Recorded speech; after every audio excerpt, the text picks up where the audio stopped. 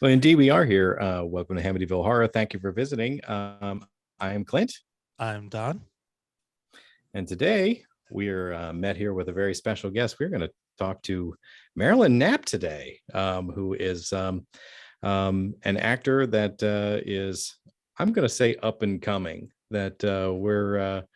She's been in a few shorts and done some background actor work and things like that. And she's a member of the Women in Film Arkansas group who is empowering and encouraging women to pursue all avenues of film. And I think that's a pretty wonderful thing, as I just discovered this afternoon as I was preparing for this interview. So that's pretty cool. And I just want to start off by saying thank you for joining us. And how are you doing today? I'm doing great. And thank you very much for including me. Mm-hmm. How could we not? We've talked to, and we just saved the best for last. We've had, all the Alone crew. We've had, the Masquerade crew, and we saved you for last. So that's that's how it works. So y'all can be jealous, Olivia, Bailey. Y'all can be jealous. We saved the best for last. I'm jealous of them, actually. Y'all are pretty even. You were pretty amazing as Patty, so don't discount that. You were pretty awesome. So I would definitely put you up there with them without a doubt. And I'm jealous of all of you. Yeah, I'm jealous of all of y'all because y'all are actors. We're not. Exactly. We're just podcasters. Yeah, we're sitting here talking about actors. Yeah, right. We talk about acting, talk to actors. Now we're like, man, I wish I could do that. So I guess, looking at the, because obviously we look on IMDb and stuff to kind of get an idea of what you've been in and what you've done. So it goes back to 2019, but you had to have done something earlier than 2019, I would imagine, right? Yeah, when I was a kid and growing up in high school and stuff, I did theater and took a lot of classes and stuff like that. But I actually, when I was about 17, I was with Bobby Ball Talent Agency, which at that time was in Phoenix. I think that's in my later, childhood years. That's where I lived. And Bobby Ball, I think now is in LA or close to that. Burbank, I think, actually. But, life changes and then you move on and all kinds of things happen. So yeah, 2019 is when I rediscovered my love of acting. What'd you do? What were you in before, your, was it Sweet Inspirations was what comes up. So, yeah. What were you, did you do anything like, did you do like a lot of stage? Did you do a lot of, I guess you took probably drama in school, I would imagine. Yes, I did. Yeah. A lot of one act plays in high school where I was the lead. Sweet Inspirations, though, came after background work on True Detective. Gotcha. And yeah, True Detective was really cool, though. I had like 3 opportunities to make it into the TV show. And the last one, the other 2 ended up on the cutting room floor, but that's okay. But the last one was in episode 6 in the bookstore. And Nick Pizzolatto directed me intentionally and told me what to do. And I looked at him and I went, oh, I know you. Oh my gosh. And then he told me what to do and it was great. And you can actually see me. So that's it's cool. Awesome. And that episode is Hunters in the Dark, in case anybody wants to check it out.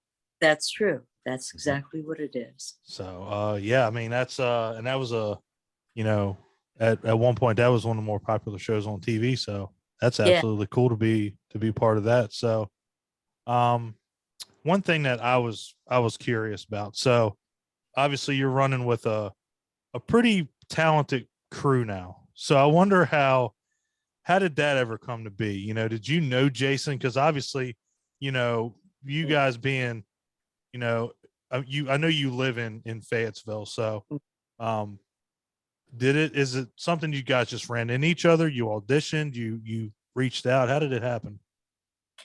Well, it was during the pandemic early on, and I was working from home, but there wasn't a whole lot going on. And I'd already been trying to follow a lot of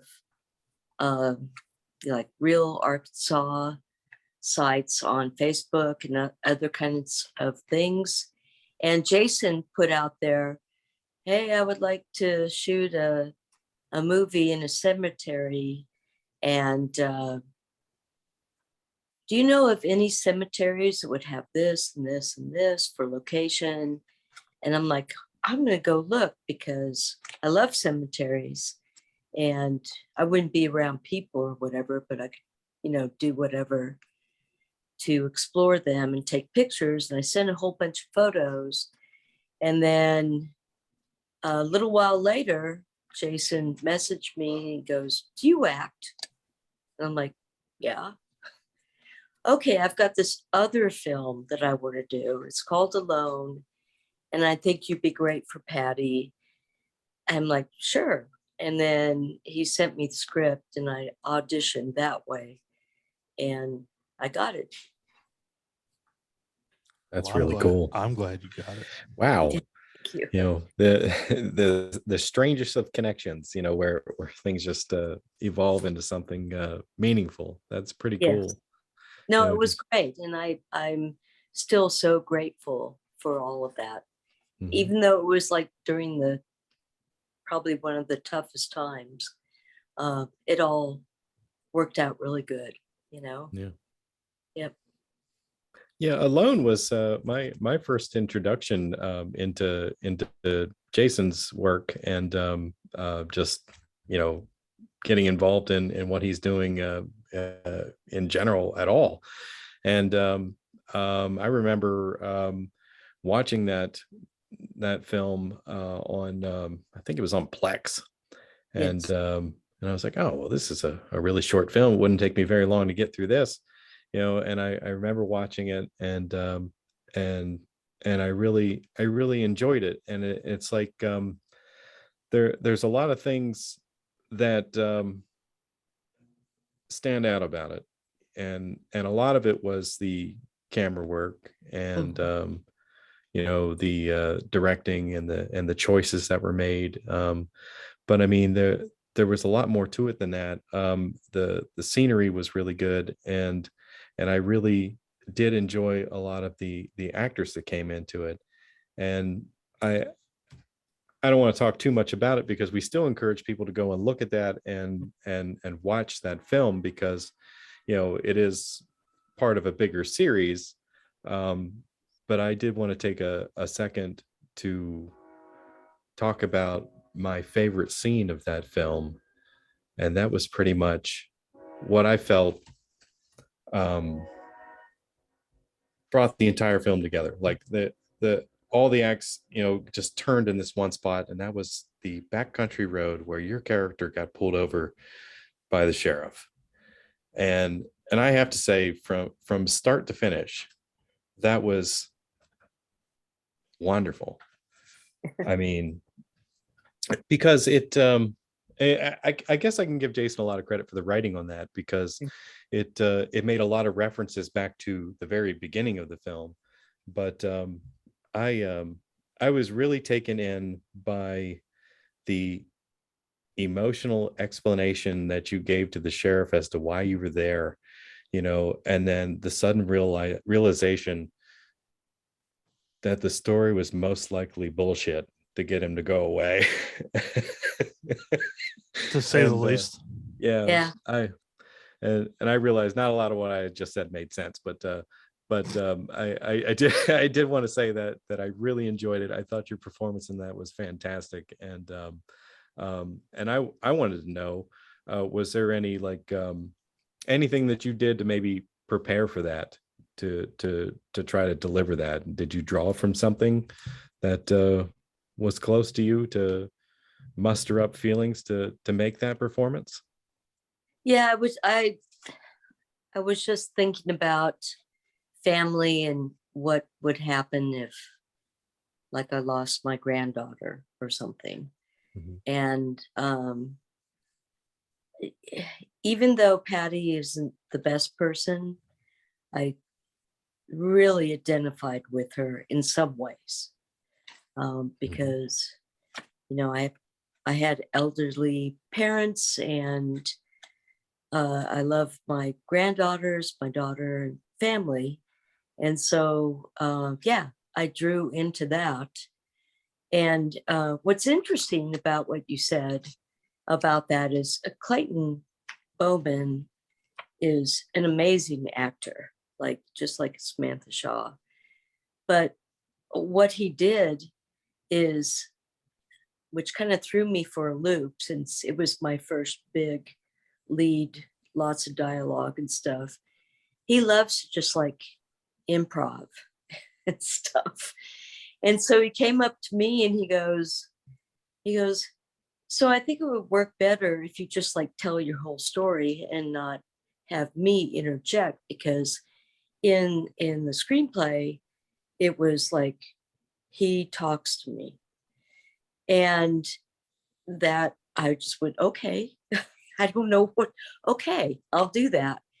And I think this added to it, having that full story come out before he actually talks.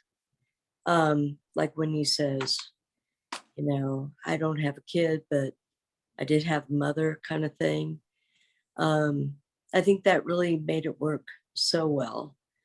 And Clayton's the best. Just love him.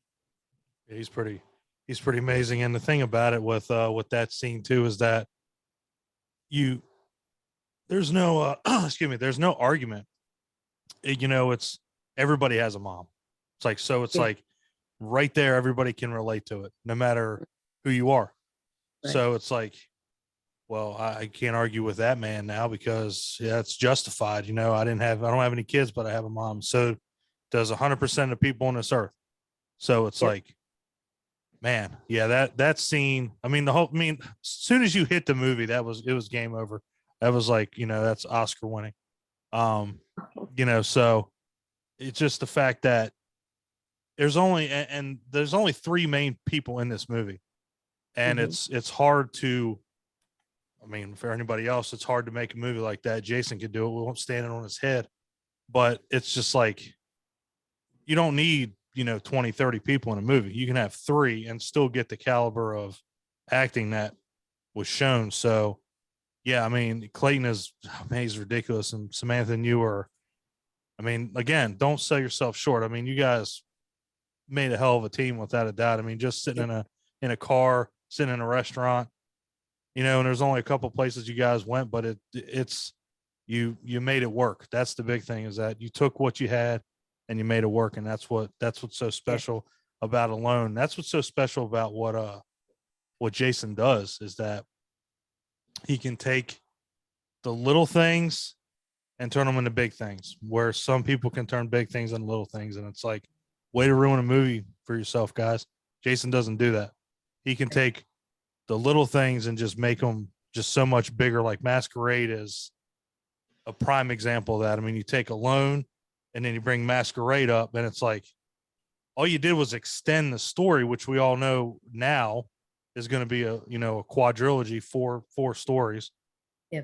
And it's like, again, there wasn't a big crew in Masquerade. Sucks that you weren't in it, but we know what's coming. We know what's coming. Yeah. Right. I So offered to die in Masquerade. I'm oh, like, hell I no, could be can't the do that. little old lady that would die. I'll be fine. No, I want to see you and I Yeah. want to see you and Sylvia Yeah. in a death match is what I want to see. Yeah. I think Jason lied to me in a previous conversation, he but did I think too. he did it on purpose to basically not give away too much about what's coming, Yeah. but he has this really great ability to pay attention to detail, and he likes to put those things directly into what he's writing, from what I can gather, the short amount of time that I've known him. And he did that with Dialogue and Masquerade, where he talked about, oh, it could be anybody, it could be the old lady in the convenience store, and it made me think this, like, okay, well, maybe these two characters are somehow aware of one another, and they're on, like parallel paths or something like that, and they'll cross at some point, Yeah. And he's like, nah, completely coincidence. That's not going to happen. And I'm like, okay. Can't bullshit a bullshitter. I'm like, He that. also Come on has now. He also has a pretty good sense of humor. It almost seems to me like he intentionally gave Clayton a funny name, where he named his Yes. character Brock Lee. And I'm like, was he at a steakhouse eating broccoli? And he's like, hey, that's a good name for a character. It's Brock Lee here. I'm not going to be a nerd here. I'm not going to be a nerd, but that's a character in Naruto in an anime, and I know that had a little bit of inspiration on that. I'm again not trying to be a nerd. I just know that's it makes more sense now. It does. I heard it and I was like, what is he doing? Like, all right. I mean, if it works, go for it. But yeah, I mean, it's and it was cool because Jason was the clerk in the convenience store, which Yes. a lot of people, and it's uncredited. It's not on the credits. No, it's not. So And I find that actually, hilarious. I had talked to Jason while I was watching Alfred Hitchcock movies, and I said, "Oh, Jason, you need to have a cameo." And he was like, "Haha, that's funny." And then the clerk in the convenience store like opted out not to do it. So guess what? Jason did it.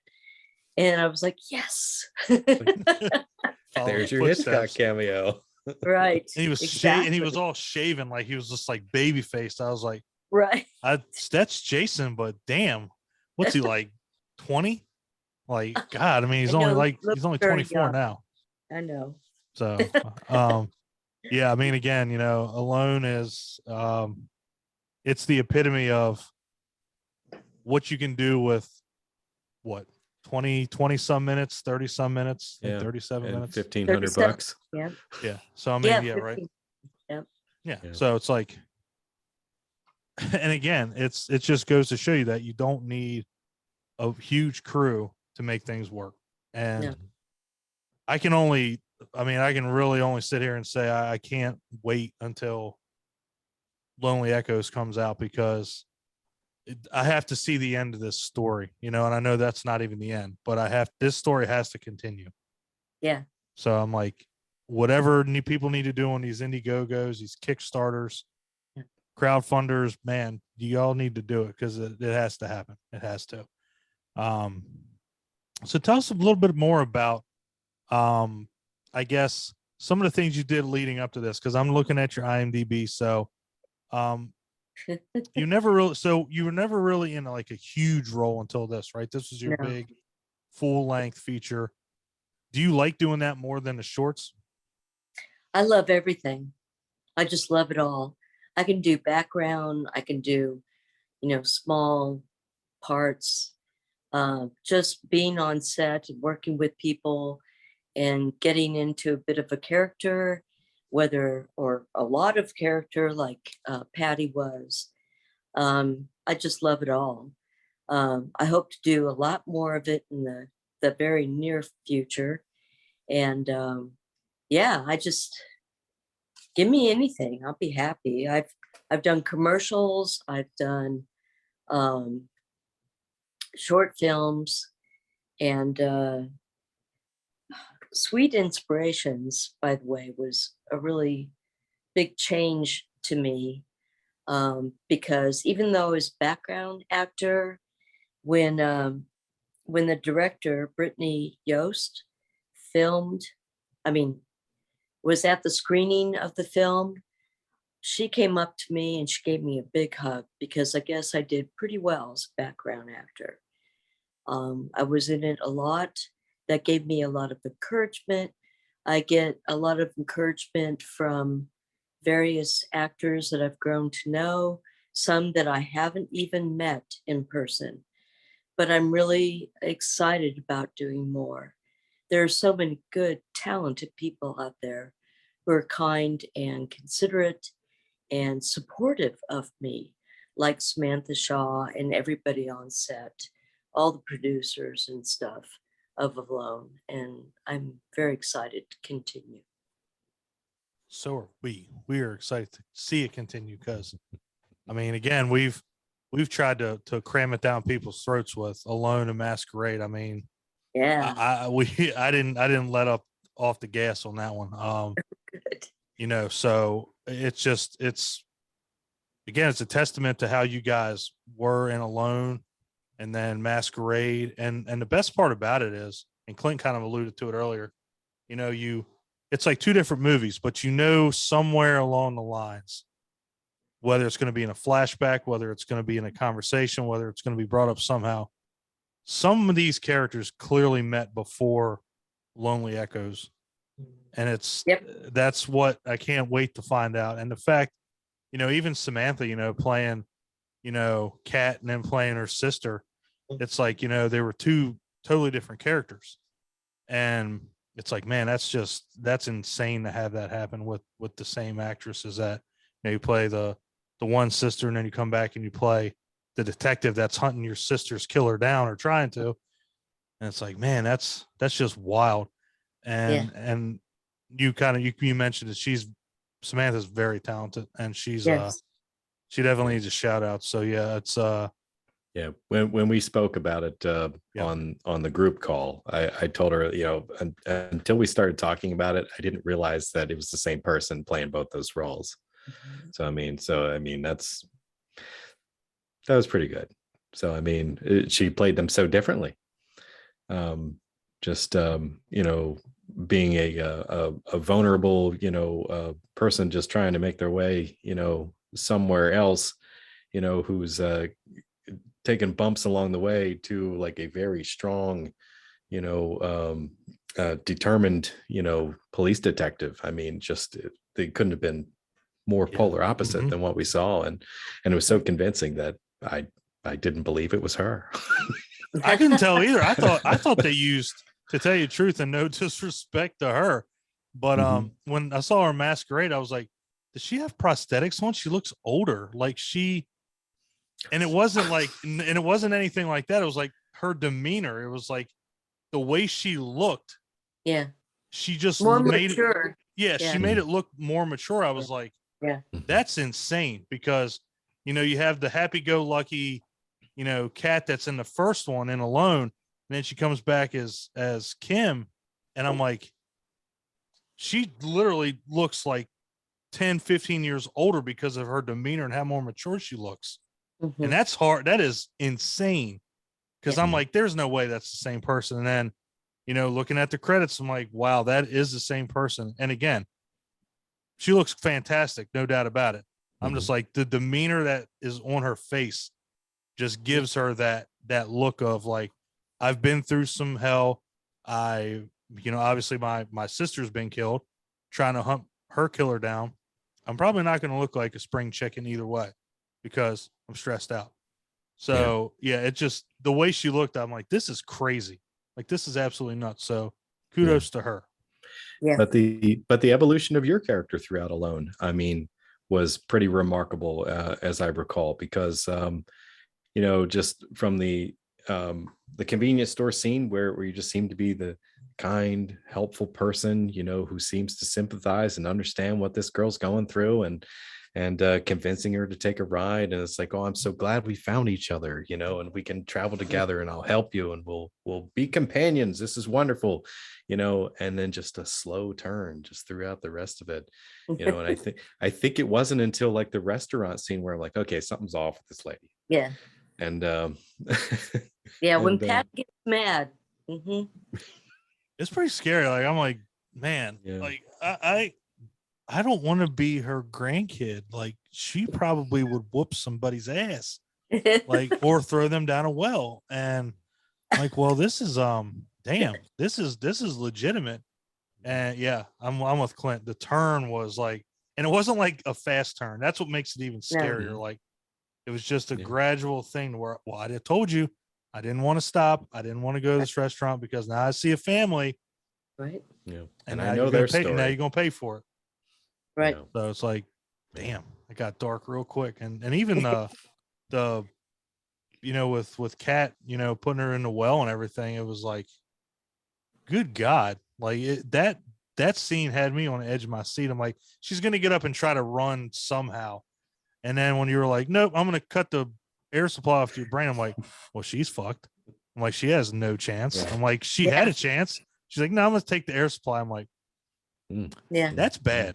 That's And, evil. and Patty explained it to her as she was doing that, which is really creepy. Yeah, That is very creepy. again, you were creepy as all hell. I'm like, Oh, good. I'm like, Yeah. why is she like, good God? I'm like, she's and we're gonna put a owning this. spoiler alert in this episode, and tell people to please go watch the film If you before have, you it watch this doesn't interview. matter. Me talking Yeah. about it, it's not the same as seeing it. You got to go see it. You have to do see have the to creep see it. factor. Just how Marilyn plays this character. It's a sight to behold. So me talking about it does not bring it justice. When you go see it, then you'll know what I'm talking about. You'll know what we're talking about. So yes, that's I'm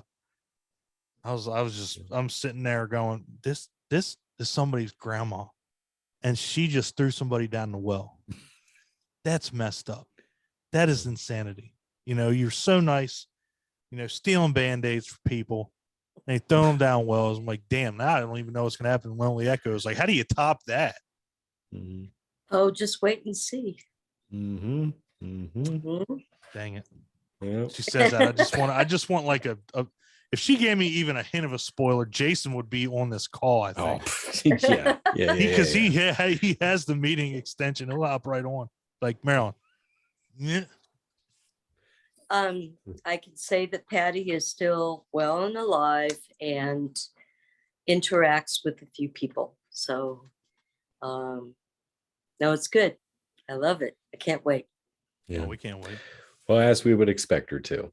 Right. Yes. With the way they left us hanging at the end of Alone, there is no doubt there would be no shortage of interactions with your character. So I know we brought you on here to talk about your acting career, what you've done in the past, what you're doing in the future, but I just wanted to say, when I started digging a little bit to try to prepare for this, you're a pretty interesting person. I uncovered some of your YouTube videos and so forth on the Arkansas Archaeological Survey. And I think that's pretty neat that you got a bachelor's degree of arts that focused in archaeological studies, and then you managed to make your way to a part of Arkansas that had a society that accepted volunteers. Yes. And you got kind of like I don't know, almost like an on-the-job training type of approach to archaeological studies. Does that seem accurate at all, or would you like to talk about that a little bit? Sure. My ex-husband and I moved down here in 1994. In 1995, I found out about the survey, the Arkansas Archaeological Survey, which is composed of professional archaeologists. And then I also, because I was a non-trad going back into school for quite a while, actually. I didn't do it right out of high school.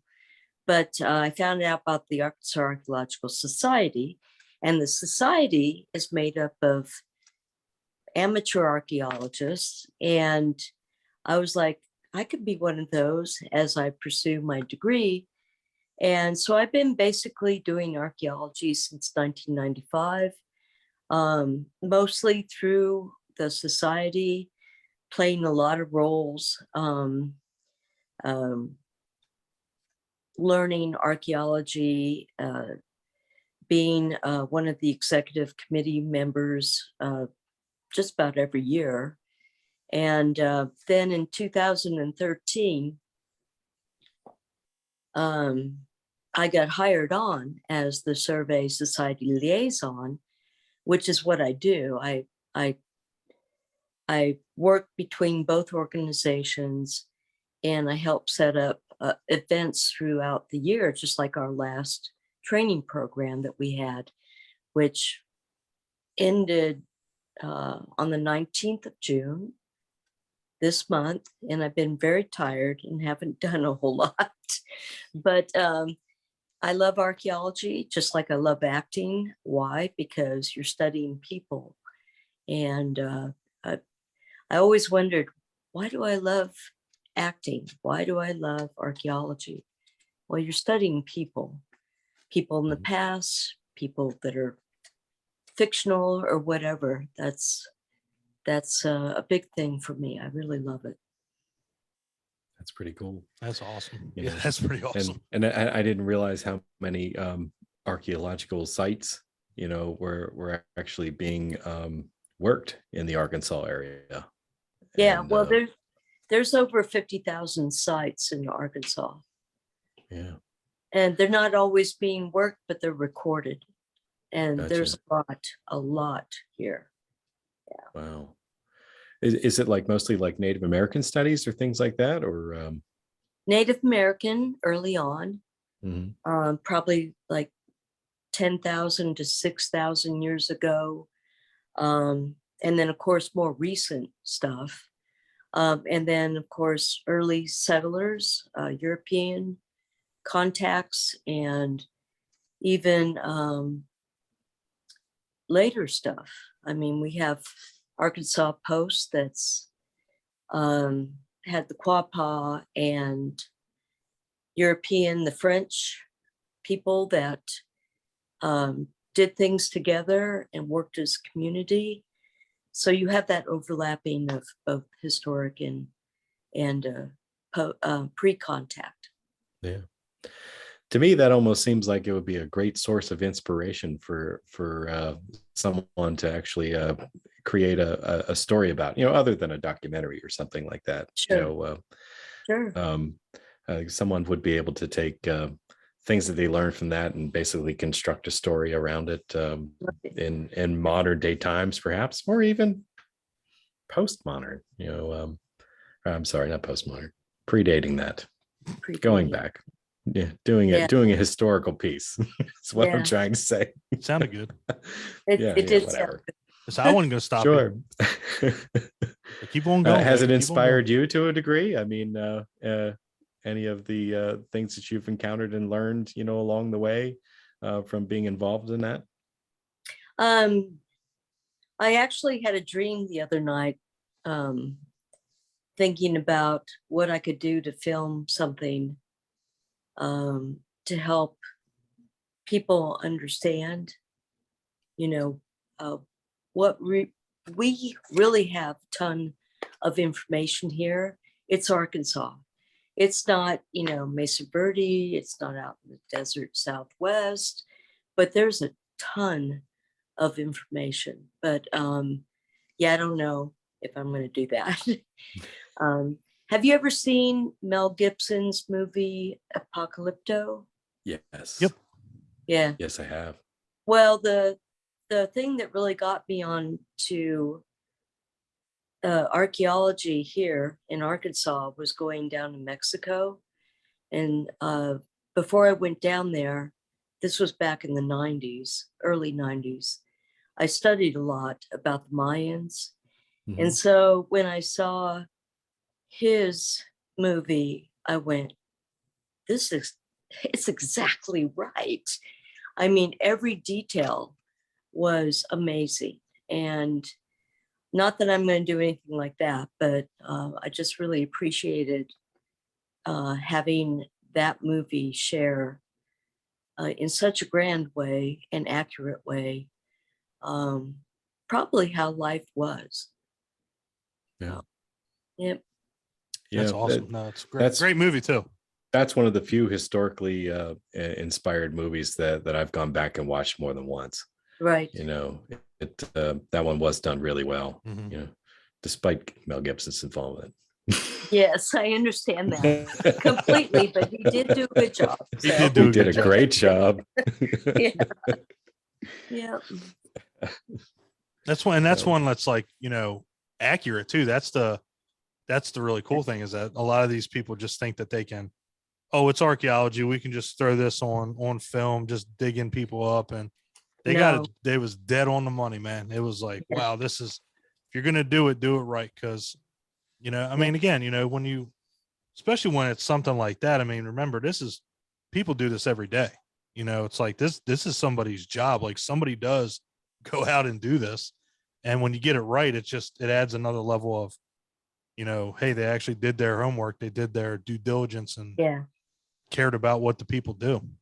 And in that film, I think he did. I agree. Yeah. Yeah, Yeah. that was one of those things where I remembered, you know, learning just a little bit about it when, you know, when it was in school, you know, and it was almost in passing, but being, you know, completely captivated by it. I think it was like a I don't even Western civilizations class or something like that. I can't remember, but we went over quite a bit of, or no, I'm sorry, that's not right. Some cultures class I took, and we went over that, and I never heard about it again until that movie came up, and I was completely captivated by it again. It was pretty cool. Mm-hmm. So then you skip that class for the rest of and the now year. I'm glad to find out it's accurate. So thank you very much. It's pretty accurate. I won't say it's 100%, but it's pretty accurate. Right. Definitely. No, it's like I said, it's a great movie. Culture class? I learned that in social studies.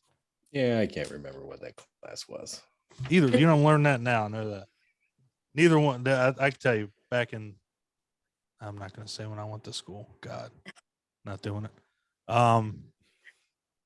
Nope, not doing it. So another thing too. So I guess this kind of helped you. So obviously, when you were a kid, you used to recreate movies, TV shows. Any chance you got, everything you got, any chance you got, you were in the backyard, you were in the bedroom. Yep. And so what's your favorite memory of that? What's the one that means the most to you? Well, I did a lot of stuff with my cousin Linda. She's 3 years older than me. And when we were at her house, we would do like shows and stuff. But the thing that I really loved most, I think I had friends over at my house, and I was a big fan of Star Trek, big fan. And so we played Star Trek, right? And I always had to be Captain Kirk because Captain Kirk rocked, right? Well, yeah. And he told everybody, do this, you know, phasers on this and all that. But I guess I also did Superman and Batman, and I lived in San Diego at that time, and anyway, anything. It rained one day, and I just seen, oh my goodness, what's that called? Singing in the Rain. And I went outside and took my umbrella and just danced, you know, swinging that umbrella around. So, yep. If I would have done that as a kid, I would have been in the hospital because I know I was accident prone. So it didn't matter. There was no way in holy hell I was going to go out in the rain with an umbrella and swing on stuff. That was not going to happen. No, I would have been in the hospital. I don't know how many times I went next door, best friend's house, got hurt, got hit in the eye with a Ninja Turtle on a jump rope. Right. You know, got my head busted open with that. So I'm like, nope. You saying that, I'm like, that is just an absolute nightmare for me. I probably would, something stupid would have happened. Something that would never happen to anybody else would happen to me. So no, anything in the rain, my mom knew better. Get your ass in the house. We're done. You're not playing because I'm not going to the hospital tonight. Well, fortunately, I didn't have that issue. Yes. Good job. Good job. No, so and it kind of to echo off of that. Well, I didn't really mean to say echo because Lonely Echoes, but so what is your favorite / actor / actress / indie actress? You got a fave? That's a pretty broad question. I really love so many actors. I've been thinking about that a little bit lately, and of course, not going to indie stuff, but I just think I've adored Meryl Streep since the 70s. And I bounce around thinking about that because I have so many. But then I also love Tom Hanks. Both of those actors really are so versatile and so amazing that just about anything that they're in, I just sit there in awe looking at them. I guess that's it. There are a lot of character actors that I really love too. And when I see them, I don't always know their name, but I know their faces. And I can remember what movie they were in. And then I have to look them up. But it's so fun to watch movies and see people that I'm familiar with come back and do a different character and be amazing. It's funny that you mentioned that, because me and Clint have said numerous times to people, even to each other, that, you know, it's so wild to see, like, we've seen you in Alone, and now we're talking to you on a personal level, and then we're going to see you in Lonely Echoes, and it's like, dude, we talked to her, we were on a call on Zoom with her, and we still can't get over the fact that it's pretty surreal sometimes. It really is, you know, regardless Really? of, it is kind of, because I know, but that's all you need to be. You all are doing things that we're not doing. So It's like we sit back here and think about it. You guys are actually doing it. So you're creating the art that we dream about. So it's kind of cool to talk to people who are actually doing it. You know, well, I think it's kind of cool to talk to you guys. Oh my goodness. That's an autograph. Thank you. Yeah, right. Yeah, right. No. And that's what's so wild about it, is that, you know, like Tom Hanks, Meryl Streep, you know, two people that obviously everybody household names when it comes to acting, but, you know, we know that we're obviously never going to get to talk to those people. Like, we know that. No. And that's what's so cool about never say never. Shut up, Clint. But that's what's so cool about, like, with you guys. It's like I can hit you up on Facebook and say, hey, do you want to be, you know, on our podcast? And you can say yay or nay. And, you know, not a lot of people have said no, but I've had a couple. But the ones that have said yes, I mean, it's a memorable experience. You know, and then again, you know, turn around and see you guys in a movie. And I'm like, I talked to her. That's awesome. So no, you may just be you, but that means a lot to us, because we've talked to you and we know who you are. And to see you on screen, it's just a fun thing. It's an amazing thing. So, yeah, it like Clint said, it gets surreal sometimes, because we kind of forget, you know, we get lost in this, like in these interviews. And then as soon as we see you on screen, it's like, man, that just brought everything back. So I love doing the interviews, and it means a lot to me and Clint when you guys come on here. So me too. Yeah. Well, it means a lot to me too. Mm-hmm. I appreciate the opportunity. Sure. Absolutely. And not to drag it out too long, but I did want to ask a couple of additional questions. You know, a couple that I really like to throw out there is one, what's the most favorite thing that you've acted in so far? You know, or even if it's a bit part, it doesn't matter. You know, and moving forward, is there a part that you dream of playing that you haven't been offered yet?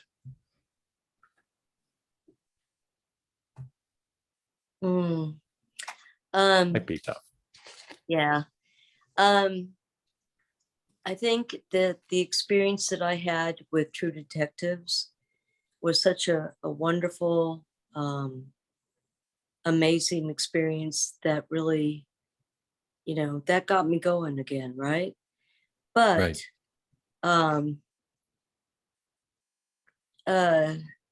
doing Alone was something that I would have asked for if somebody had asked that question.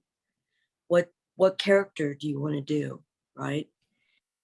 Because I'm a big fan of Kathy Bates in Misery. And to me, Alone was kind of a parallel to that on. Oh yeah, I can totally see yeah, that. oh yeah, without a doubt. Yeah. Without a doubt. And so without asking anybody, Jason got me to do it. And I was so excited because being a killer and being kind of creepy and deranged or whatever, that to me, I'm already there. I'm already there with it. But I look forward to the next level, which is Lonely Echoes. And anything beyond that Jason or anybody else has. I'm fine with doing the grandmother. I've done other stuff that kind of is more typical for my look, and I'm fine with it. I love it every time. But I think I've already gotten my best part, the one that I would like to ask somebody to give me. And Jason did that. Very good. That was That's a great answer. I like it. Yeah, I don't think it could have been a better answer than that, honestly. That was pretty damn good. Not gonna lie. That's how I feel. Mm-hmm. Very good. Absolutely. So, all right, we're not getting off of here until I get something from Lonely Echoes. I'm not going to do it. She's just going to disconnect. You can't have it. You can't have it. She's going to disconnect all of a sudden. All right. Yep. So I'll ask this. This isn't too bad. It's a little bit of a story, maybe. So is your part in Lonely Echoes bigger than Alone? It's very important. I don't know what you mean by bigger. Are you on the screen more? No. Damn it. Now I don't want to see it. No. All right, hold on. Actually, no, hold on. It's very important. I'm gonna Jason's gonna kill me. Is Lonely Echoes longer film time wise than Masquerade? That's a silly question. Of course it is. Maybe it might not be, dude. No, because I'm trying to figure this out. Because she was on the screen almost the whole damn time and Alone. So like 27 minutes out of 37. Yeah. How are you not on screen for like a half hour? No. Okay, listen. So what kind of happens in Lonely Echoes? There's a lot of stuff that gets filled in. Okay. A lot of stuff that helps it come around. And it's creepy as hell.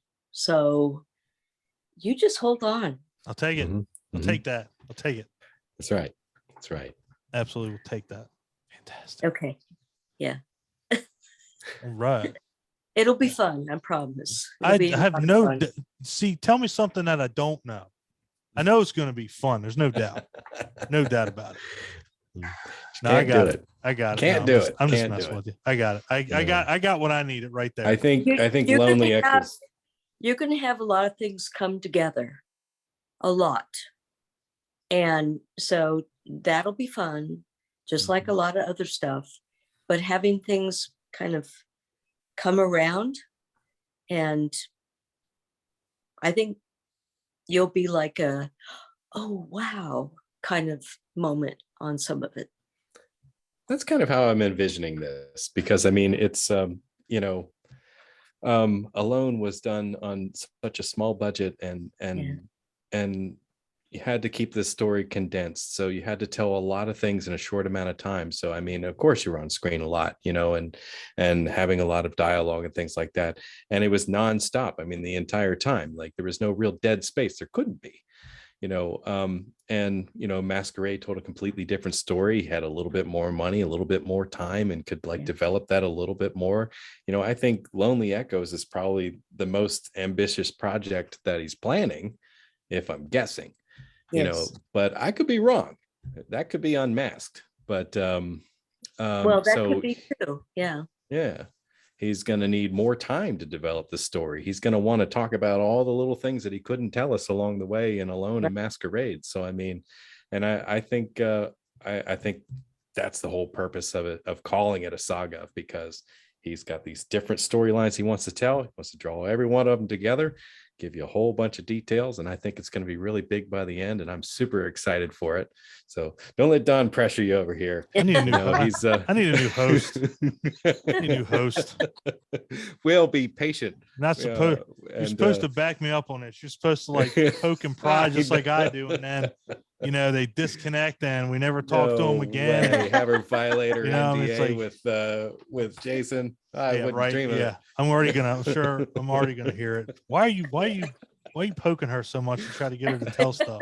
Because he knows I want to see it. I mean, he knows that, without a doubt. Absolutely. But I mean, no, I don't have any doubt that the movie's going to be incredible. I mean, you've already gotten, Alone and Masquerade. I mean, there's zero chance that this movie's not going to be good. I mean, I have all the hopes in the world because Jason's just such a great director. And again, you run with a talented crew. I mean, it's lots of talented actors too in that. Lonely Echoes. What's the other one, Clint? I'm looking forward to Amy Lynn.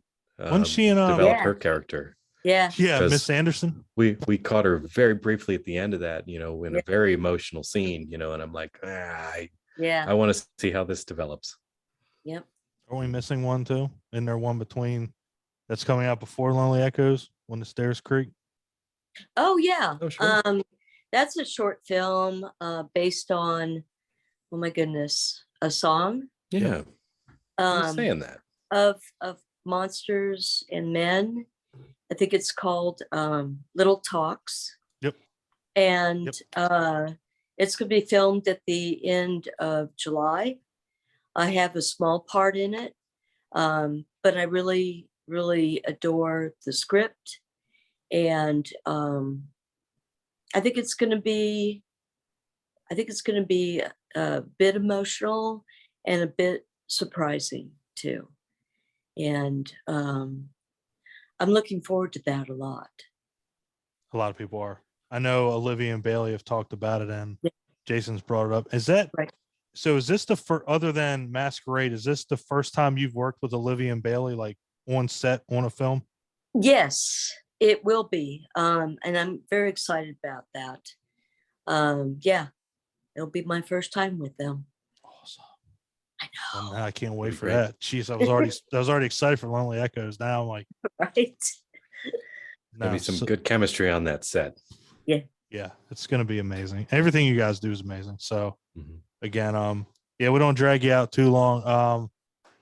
I really can't. We've already drug her out this long, so I mean, we did. I know. I'm sorry.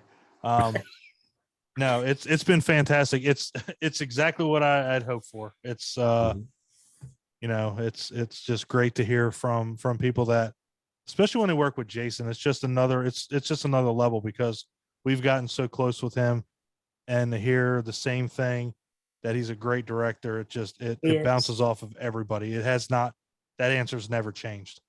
Right. So I'm definitely blessed to be so involved with what he does and with what you guys do, because I mean, it's just, again, it's a blessing. I mean, we know a lot of people on this scene, but Jason he's been our biggest supporter since we've started. So anything we do to help him, I mean, we're, like I said, we'll cram it down somebody's throat. Masquerade was on our page when we first started. That was the centerpiece, was Masquerade. And then we got Alone in it, because I got to see that before it went on Plex, and I was just blown away by it. I'm like, okay, guys, $5 towards Lonely Echoes, and you can get Masquerade. Alone's coming out.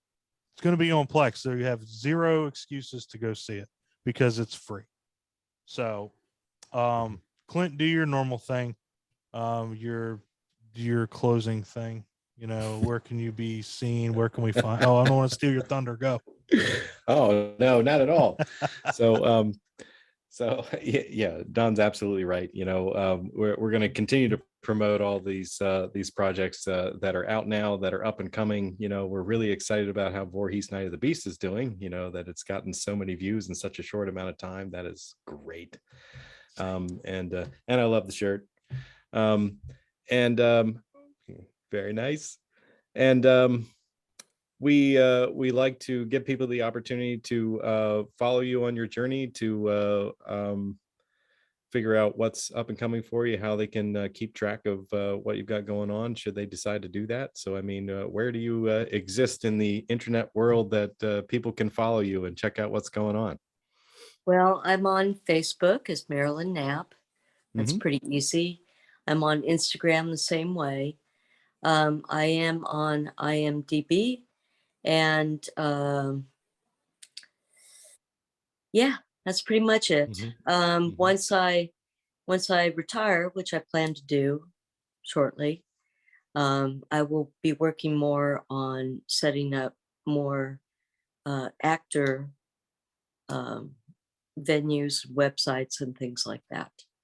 But yeah, just follow Jason Pitts too, because then you'll be able to see things that I'm doing with him, Mhm. and that'd be great. Yeah. That is exactly what we'll do. Exactly what we'll do. I think it's So- funny. One of these days, we're gonna ask somebody that, Clint. We're gonna go. Where can people follow you? And they're gonna go.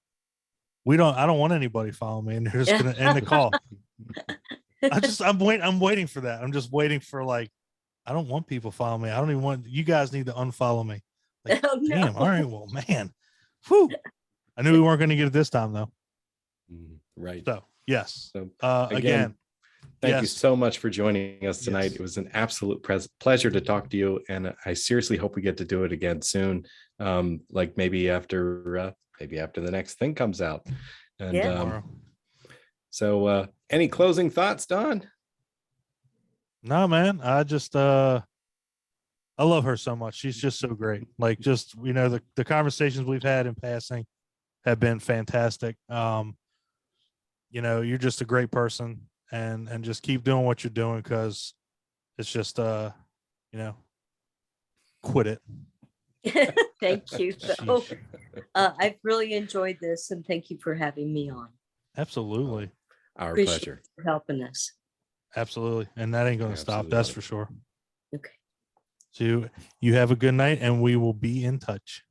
All righty. All right. Thank you. All right. Thank you. Yes, ma'am. Bye-bye.